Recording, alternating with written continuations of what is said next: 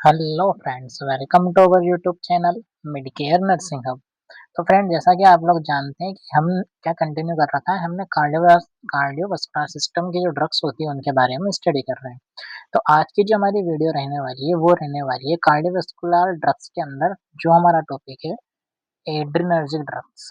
क्या है adrenergic drugs के बारे में हम इस वीडियो में स्टडी करने वाले हैं। ये जो वीडियोज़ हैं वो आपके जो एकेडमिक एग्जामिनेशन होते हैं उनको पॉइंट ऑफ व्यू के रिगार्डिंग बनाई गई है, ठीक है? तो सबसे पहले अपन बात करते हैं एड्रेनर्जिक ड्रग्स क्या होती हैं। Adrenergic drug produce effect similar to those produced by the stimulation of the sympathetic nervous system. ये किसको मेनली स्टिमुलेट करने के रिगार्डिंग यूज की जाती हैं या किसको स्टिमुलेट करती हैं? मेनली ये करती हैं सिम्पैथेटिक नर्वस सिस्टम को। क्लियर? किसको स्टिमुलेट करेंगी? सिम्पैथेटिक नर्वस सिस्टम को स्टिमुलेट करती हैं। तो हम इसमें देखते हैं कि क्या फंक्शन होता है या क्या रिसेप्टर्स होते हैं, कहाँ पे इसके रिसेप्टर देखने को मिलते हैं और कौन-कौन से रिसेप्टर देखने को मिलते हैं, कहाँ पे हमारे बॉडी के अलग-अलग सिस्टम के ऊपर। तो बात करते हैं अगर हम function of sympathetic nervous system receptor की, कहाँ पे कौन-सा हमारे रिसेप्टर देखने को मिलेगा। तो सबसे पहले अपन बात करते हैं अल्फा 1 रिसेप्टर के बारे में। कि अल्फा 1 रिसेप्टर कहाँ देखने को मिलता है? ये मेनली देखने को मिलता है हमें स्मूथ मसल्स पे। ये क्या करवाता है? स्मूथ मसल्स का कॉन्ट्रैक्शन करवाएगा। अब अगर स्मूथ मसल्स का कॉन्ट्रैक्शन होगा एड्रेनर्जिक ड्रग्स की वजह से, तो वो क्या कॉज़ करेंगी? वेसोकंस्ट्रिक्शन कॉज़ करेंगी। GI and the bladder construction करेंगी, यानी कि जितनी भी मसल्स रहेंगी, मसल्स भी कौन-सी वाली? जो स्मूथ मसल्स रहेंगी, स्मूथ मसल्स का क्या होगा? कंस्ट्रक्शन देखने को मिलेगा। वहीं अपन बात करें अल्फा 2 रिसेप्टर्स जो होते हैं वो कहाँ होते हैं? Mainly negative feedback cause less norepinephrine to be release to stimulation decrease the BP. ये कहाँ देखने को मिलते हैं? मेनली हार्ट पे देखने को मिलते हैं और बीपी को डिक्रीज करने के रिगार्डिंग हेल्प। ये क्या करते हैं? नेगेटिव फीडबैक प्रोवाइड करते हैं, जिसके वजह से नॉरएपिनेफ्रिन डिक्रीज हो जाता है। इस वजह से क्या देखने को मिलता है? हमें बीपी डिक्रीज देखने को मिलता है। अब बीपी डिक्रीज देखने को मिलता है तो नेगेटिव फीडबैक की वजह से क्या करते हैं? इसको स्टिमुलेट कर देते हैं और जो डिक्रीज बीपी था वो क्या देखने को मिलेगा? हमें इंक्रीज देखने को मिल जाएगा। नेक्स्ट अपन बात करते हैं बीटा 1 रिसेप्टर के बारे में। बीटा 1 रिसेप्टर कहाँ देखने को मिलते हैं हमें? ये भी हार्ट के ऊपर देखने को मिलेंगे और इंक्रीज कर देते हैं हार्ट रेट को। बात करें बीटा 2 रिसेप्टर्स कहाँ देखने को मिलते हैं? हमें रेस्पिरेटरी ट्रैक्ट पे देखने को मिलते हैं और ब्रोंकोडायलेशन कर देते हैं। बात करें बीटा 3 रिसेप्टर कहाँ देखने को मिलते हैं? मेनली ये लिपोलाइसिस की साइट पे हमें मेनली देखने को मिलते हैं। बात करें अपन stimulation of alpha 2 receptor in the CNS is helpful in treating the hypertension but periphery stimulation has no effect. ये किसके रिगार्डिंग हेल्प करती है ट्रीट करने में? किस चीज को? हाइपरटेंशन को। किसका स्टिमुलेशन? अल्फा 2 रिसेप्टर का जो स्टिमुलेशन होता है वो हेल्पफुल होता है किस चीज के रिगार्डिंग? हाइपरटेंशन को ट्रीट करने के रिगार्डिंग। लेकिन इसका कोई भी पेरिफेरल स्टिमुलेशन इफेक्ट देखने को नहीं मिलता है। यानी कि ओनली इसका जो इफेक्ट देखने को मिलेगा वो कहाँ देखने को मिलेगा? हमें सेंट्रल नर्वस सिस्टम में या इफेक्ट देखने को मिलेगा। बात करते हैं अपन नेक्स्ट पॉइंट की।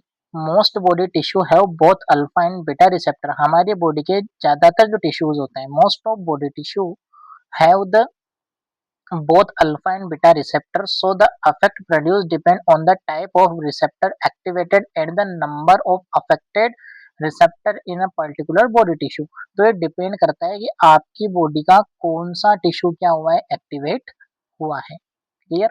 बात करते हैं अपन classification of the adrenergic drug. Adrenergic drug के क्लासिफिकेशन की अगर अपन बात करते हैं तो काफी बड़ा इसका क्लासिफिकेशन देखने को मिलता है, जिसमें से आपकी जो सिलेबस में मेन जो ड्रग्स दे रखी हैं अपन उनके बारे में आगे स्टडी करने वाले हैं। सबसे पहले अपन बात करते हैं प्रीशर्स एजेंट की। प्रीशर्स एजेंट में हमें क्या देखने को मिलता है? Norepinephrine, phenylephrine, ephedrine and dopamine. Next अपन बात करते हैं कार्डियक स्टिमुलेंट्स क्या क्या देखने को मिलते हैं? एड्रेनालिन, डोब्यूटामाइन, आइसोप्रेनिन। नेक्स्ट अपन बात करें ब्रोंकोडायलेटर्स के बारे में, तो ब्रोंकोडायलेटर्स क्या रहने वाले हैं हमारे? साल्बुटामोल, टर्बुटेलिन, सालमेट्रोल, फ्रोमेट्रोल। नेक्स्ट अपन बात करते हैं नेजल डीकंजेस्टेंट। ये हमने पहले भी देख रखा है, फिनाइलफेरिन, नेपालिजन, जाइलोमेथल्जिन, ऑक्सीमेटाजोलिन, फिनाइल प्रोपेनलामाइन। सीएनएस स्टिमुलेशन की अपन बात करें, एम्फेटामिन, मेटाएम्फेटामिन, डेक्साएम्फेटामिन, ठीक है। नेक्स्ट अपन बात करते हैं एनोरेक्टिक्स की। इसमें हमें क्या देखने को मिलता है, फेनफ्लोरामाइन, सिब्यूटारामाइन, डेक्सफ्लोराफामिन। यूटेराइन रिलैक्सेंट एंड वेजोडायलेटर्स की अपन बात करें तो इसमें हमें क्या देखने को मिलता है, रिटोड्रिन, आइसोसुप्राइन, सैल्बुटामोल और टर्बुटेलिन। यह कुछ मेजर क्लासिफिकेशन है। इसमें हमें जो इम्पोर्टेंट ड्रग्स आपके सिलेबस में दे रखे हैं उसके बारे में स्टडी करना है। तो सबसे फर्स्ट हम देखते हैं एपिनेफ्रिन या एड्रेनालिन के बारे में। तो स्टार्ट करते हैं हम एड्रेनालिन के बारे में। It is it is use to increase the blood pressure. Adrenaline या फिर अपन बात करें एपिनेफ्रिन की तो ये किसके रिगार्डिंग यूज किया जाता है, हमेशा ब्लड प्रेशर को इंक्रीज करने के regarding. It is one of the most commonly used agent in various setting in function as the medication and the hormone. ये किसके तरह वर्क करती है, as a medicine and hormone के रिगार्डिंग वर्क करती है। बात करते हैं मोड ऑफ एक्शन की, क्या इसका मैकेनिज्म ऑफ एक्शन हमें देखने को मिलता है। तो ये क्या करती है, it affect both alpha and beta receptor. जब हमने भी पहले देखा है कि जो अल्फा और बीटा रिसेप्टर होते हैं बॉडी के मोस्ट ऑफ टिश्यूज में हमें देखने को मिलते हैं। तो वहीं अपन बात करते हैं मैकेनिज्म ऑफ एक्शन की। तो मैकेनिज्म ऑफ एक्शन क्या होता है एपिनेफ्रिन या एड्रेनालिन का, कि ये अल्फा और बीटा रिसेप्टर को दोनों को अफेक्ट करती है। At a normal dose it mainly impact the heart. अगर ये एक नॉर्मल डोज में प्रोवाइड की जा रही है तो ये किसको अफेक्ट करती है, मेनली हर्ट को अफेक्ट करती है। इसके साथ साथ ब्लड वेसल्स को भी अफेक्ट करती है, किसके साथ, बीटा रिसेप्टर के साथ। At a high dose it mainly cause the blood vessels to narrow through the alpha receptor. और अगर मान लो ये ज्यादा डोज में प्रोवाइड की जा रही है, हाई डोज में प्रोवाइड की जा रही है, एडमिनिस्ट्रेट किया जा रहा है, तो ये क्या कर देती है, जो ब्लड वेसल्स होती है उनको भी नैरो कर देती है। नैरो किस वजह से करती है, अल्फा रिसेप्टर के वजह से। It narrow the blood vessels in the body moving more blood to the heart and brain.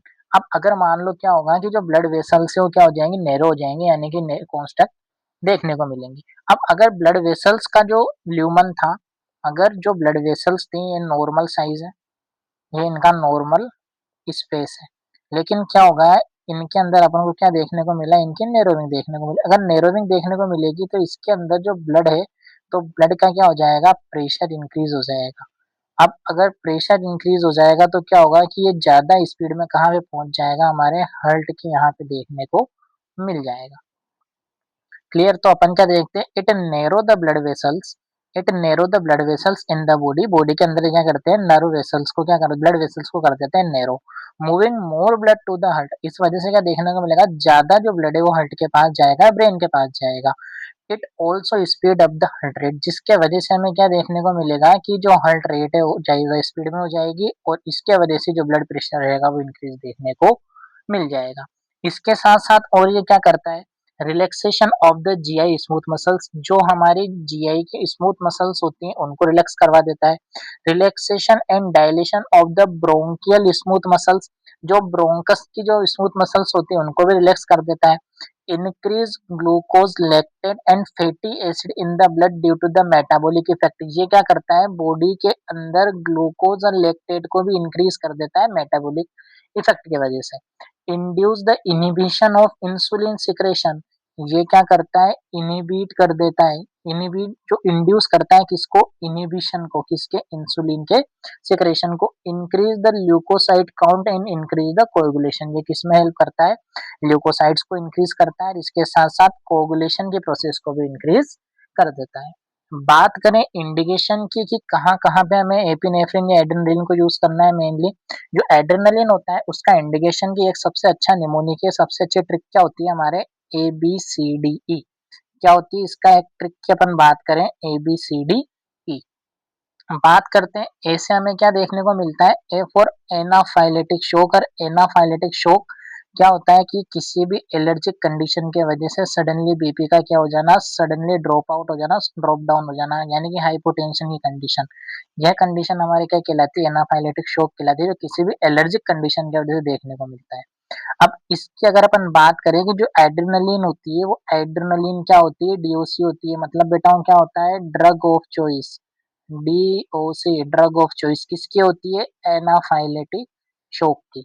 क्या होती है, एड्रेनालिन, एडिया। क्लियर। बात करें अपन before the bronchial asthma, bronchial asthma, bronchial asthma में अपन इसको यूज करेंगे। नेक्स्ट कंडीशन होती है कार्डियक अरेस्ट, कार्डियक अरेस्ट में अपन इसको यूज करेंगे। नेक्स्ट कंडीशन होती है हमारे increase duration of the action of local anaesthesia. अब एक चीज बताते हैं, मेरा थोड़ा सा कंसेप्ट है, ध्यान से सुनना। क्या होता है कि ये इंक्रीज कर देती है ड्यूरेशन को, किसके, लोकल एनेस्थीसिया के इफेक्ट को। अब अपन ने जो एडीआर था, एडीआर का एक फंक्शन देखा है, एक मैकेनिज्म देखा है कि ये क्या करते हैं, ब्लड वेसल्स को कर देती है नैरो। अब अगर मान लो आपने लोकल एनेस्थीसिया किसी पर्टिकुलर साइट के ऊपर अप्लाई करा है, यानी कि किसी के हैंड की सर्जरी होनी थी, अपन ने हैंड की सर्जरी करने के रिगार्डिंग उसको क्या प्रोवाइड करना है, अपन को लोकल एनेस्थीसिया प्रोवाइड करना है। आपने क्या किया, उसको लोकल एनेस्थीसिया लगा दिया। कहाँ लगाया, वेन में। अब वेन में क्या होता है, ब्लड फ्लो करता रहता है। अब क्या होता है कि अपन कैसे यूज करते हैं इसको, कि जो एडीआर होता है, एडीआर क्या कर देगा, वेसल्स को कॉन्ट्रैक्ट। अब वेसल्स को कॉन्ट्रैक्ट कर देगा तो ब्लड क्या होगा, थोड़ा टाइम तक के लिए यहाँ पे एक्यूमुलेट होके रहेगा, ब्लड यहाँ पे रुका रहेगा। इस वजह से अपन को क्या देखने को मिलता है कि जो लोकल एनेस्थीसिया होता है, इसका इफेक्ट लॉन्ग टाइम ड्यूरेशन को देखने को मिल जाता है। नेक्स्ट कंडीशन होती है हमारे एपिक्स, क्या कंडीशन होती है हमारे एपिक्स, मतलब नोज ब्लीडिंग की। क्लियर, ठीक है। हमने कंडीशन देखी है, इंडिकेशन देखे हैं कि हमें एड्रेनलिन को कहाँ कहाँ पे यूज करना है। अब इसमें एक स्पेसिफिक पॉइंट क्या है कि हम इसको क्या करना है कि इनकी जो अलग अलग कंडीशन है, इस कंडीशन के अकॉर्डिंग इनका अलग अलग रूट होता है। तो हम देखते हैं कि इसका रूट क्या रहने वाला है। ठीक है, अपन क्या इसका रूट भी एंड टू एंड देख लेते हैं। बात करें रूट की, अगर एनाफाइलेटिक शॉक के कंडीशन में अपन अगर एडीआर का यूज करेंगे तो कितना यूज कर, कौन से रूट से यूज करना है अपन को, आई एम रूट से यूज करना है। ठीक है, अपन बात करते हैं अगर ब्रोंकियल अस्थमा वाली कंडीशन है तब अपन को कौन सा रूट यूज करना है, सब क्यूटेनियस रूट यूज करना है। बात करें कार्डियक अरेस्ट, अब एनाफाइलेटिक शॉक से कार्डियक अरेस्ट क्या होती है, मोर सीवियर कंडीशन होती है। तो इस कंडीशन में अपन कैसे यूज करेंगे, आईवी यूज करेंगे। ठीक है, और नॉर्मल सी बात है कि अगर अपन ने अभी देखा ही था कि लोकल एनेस्थीसिया में क्या करते हैं, अपन डायरेक्टली एडमिनिस्ट्रेट किसमें कर देते हैं, वेन में। तो रूट क्या रहने वाला है, आईवी। क्लियर। बात करते हैं एडीआर की डोज की, डोज भी इंटरनेट देख लेते हैं। तो डोज क्या रहने वाली है, 0.3 mg टू 0.5 mg। क्लियर, ये इसकी मेनली डोज रहने वाली है। बात करें 0.3 mg, ये किस में यूज करते हैं अपन, चाइल्ड में यूज करते हैं। अब 0.5 mg अपन यूज करते हैं एडल्ट के अंदर। क्लियर। बात करते हैं इनके रूट की, हमने बात की, हमने इसकी डोज की बात की। अब होता है कि डाइल्यूटेंट के हमें कितना डाइल्यूट फॉर्म में यूज करना है, तो डाइल्यूट फॉर्म भी देख लो। डाइल्यूशन भी अपन क्या करेंगे, अलग अलग रूट के अकॉर्डिंग इसको अलग अलग डाइल्यूट करते हैं। तो इसका रेशो देखना है, डोज लिख लेते हैं। बात करते हैं अपन यहाँ पे डाइल्यूशन की, कि हमें कितना डाइल्यूट करना है। तो अगर अपन यूज कर रहे हैं एनाफाइलेटिक शॉक के कंडीशन में, तब अपन को रेशो कितना रखना है, 1 रेशो, कलर चेंज कर लो, 1/1000। अपन बात करते हैं ब्रोंकियल अस्थमा की कंडीशन है, सेम 1/1000। अब अपन यहाँ क्या करेंगे, आईवी यूज करेंगे। तो आईवी यूज करेंगे तो यानी कि अपन को डोज की कम नीड होगी, कम नीड होगी तो अपन कितना रेशो रखने वाले हैं यहाँ पे, 10,000। और वहीं अपन बात करें कि यहाँ पे लोकल एनेस्थीसिया के लिए अपन को तो बहुत स्मॉल अमाउंट में नीड होगी, तो स्मॉल अमाउंट में नीड होगी तो अपन कितना रेशो रखने वाले हैं, 1/1,00,000। क्लियर, इस टाइप से अपन इसको डाइल्यूट करने वाले हैं। अपन ने डोज देख लिया, अपन ने रूट देख लिया। अलग अलग इंडिकेशन है, अलग अलग कंडीशन के अकॉर्डिंग इसका अलग अलग रूट रहने वाला है। क्लियर।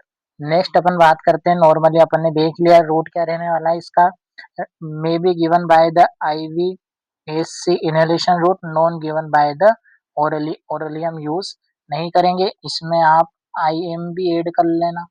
क्लियर। बात करते हैं कॉन्ट्राइंडिकेशन के बारे में, ये कॉन्ट्राइंडिकेशंस क्या रहने वाले हैं? There are no absolute contraindication to epinephrine, some relative contraindication include the hyper sensitive reaction and the closed angle glaucoma. Closed angle glaucoma की अगर कंडीशन है तो आप इस मेडिसिन को अवॉइड कर दो।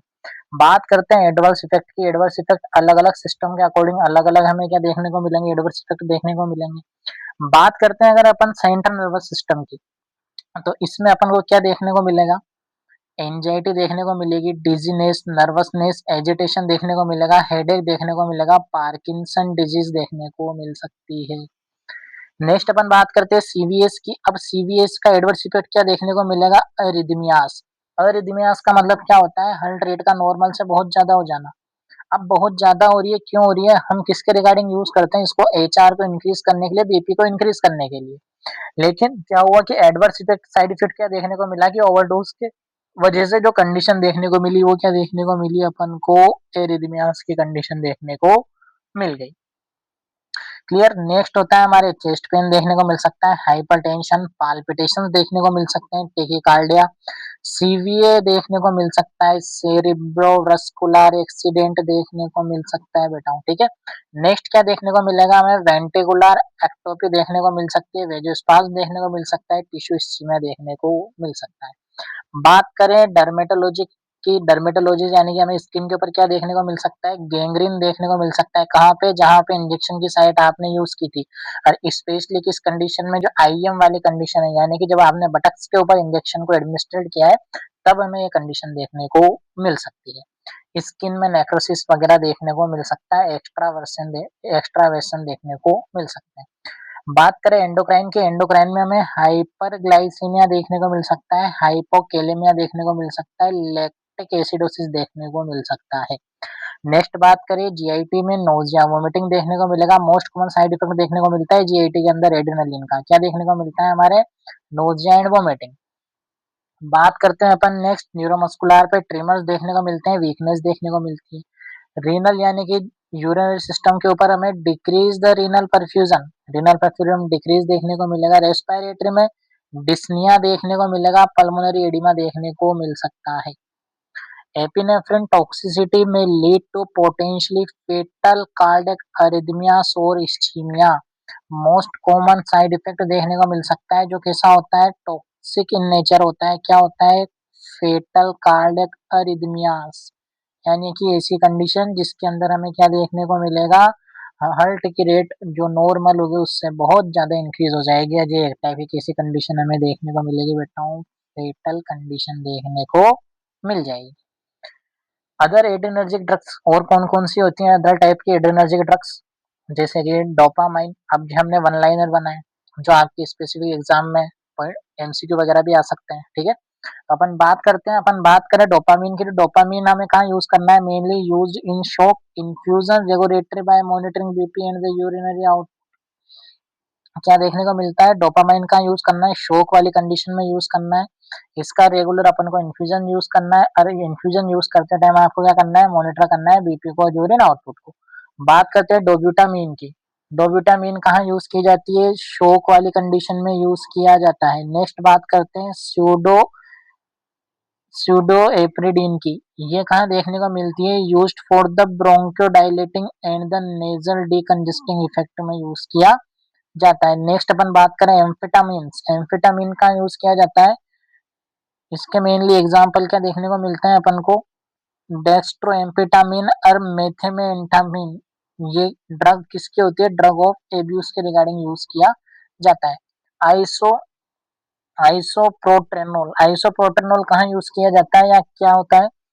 Synthetic catecholamine that act on the beta one and the two receptor. किसके ऊपर एक्ट करती है? बीटा वन और बीटा टू रिसेप्टर के ऊपर।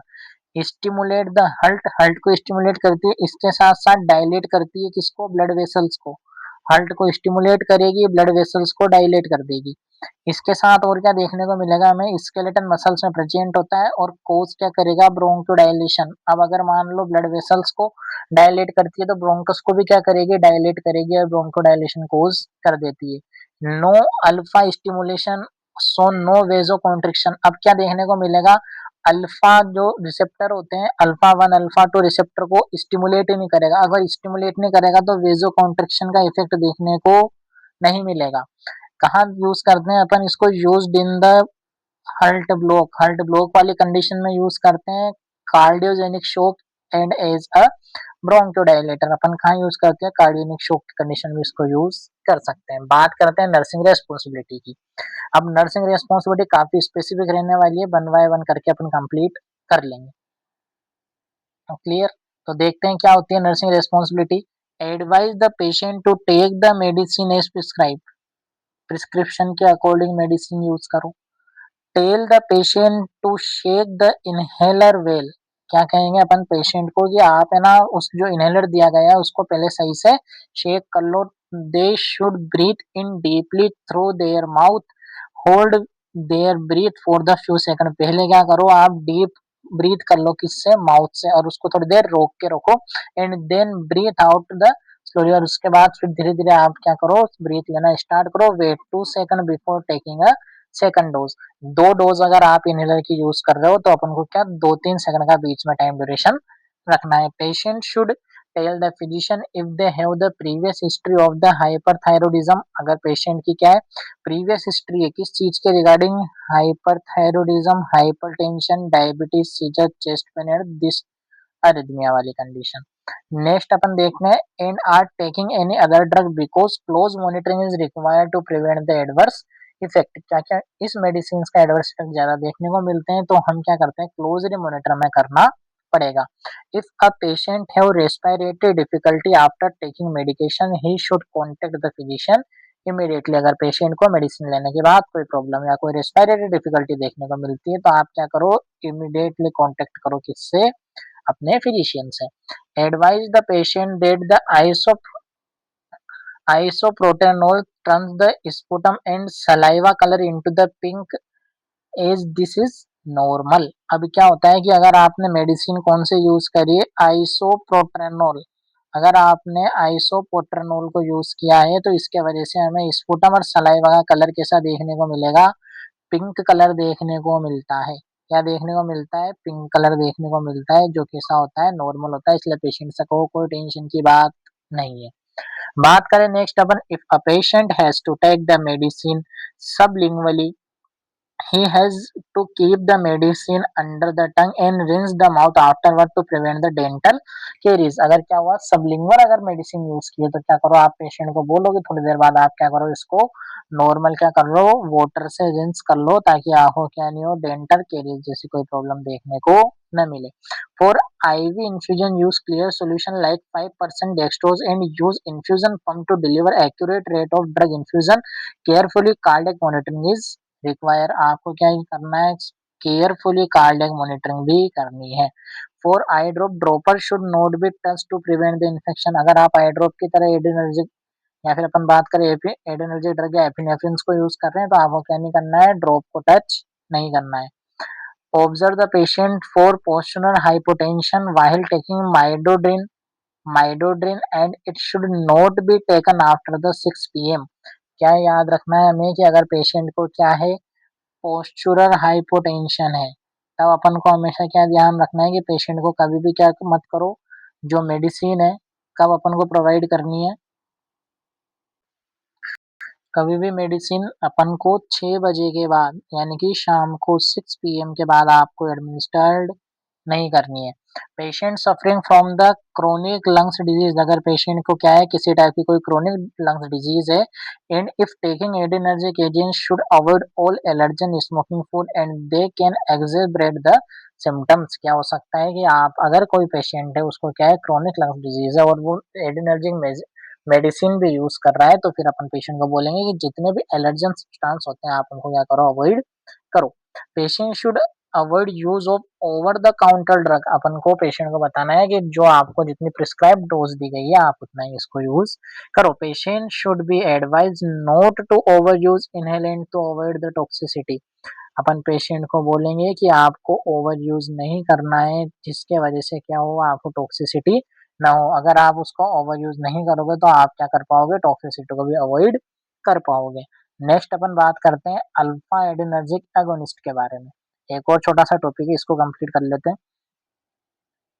अल्फा एड्रेनर्जिक एगोनिस्ट क्या होते हैं? Alpha 1 agonist are the class of medication used in the management of many disorder including the vasodilatory shock, hypotension, hypoperfusion, septic shock, cardiopulmonary arrest and heart failure decompression।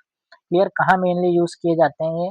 Heart से related जितने भी disorders होते हैं उनके अंदर mainly use किए जाते हैं, जैसे vasodilatory shock, hypotension, hypoperfusion, septic shock वाली कंडीशन, कार्डियोपल्मोनरी पल्मोनरी, ठीक है, कार्डियोपल्मोनरी अरेस्ट वाली कंडीशन में यूज किए जाते हैं। मैकेनिज्म ऑफ एक्शन की अगर अपन बात करें कि क्या मैकेनिज्म ऑफ एक्शन रहने वाला है, alpha 2 antagonist inhibit release of non epinephrine in brain thus decrease effect of the entire body. ये क्या कर देते हैं कि ये जो अल्फा 2 को क्या कर देते हैं, इनिबिट कर देते हैं, जिसके वजह से क्या होते हैं कि इनिबिट हो जाता है, क्या नॉन एपिनेफ्रिन क्या हो जाता है, इनिबिट हो जाता है।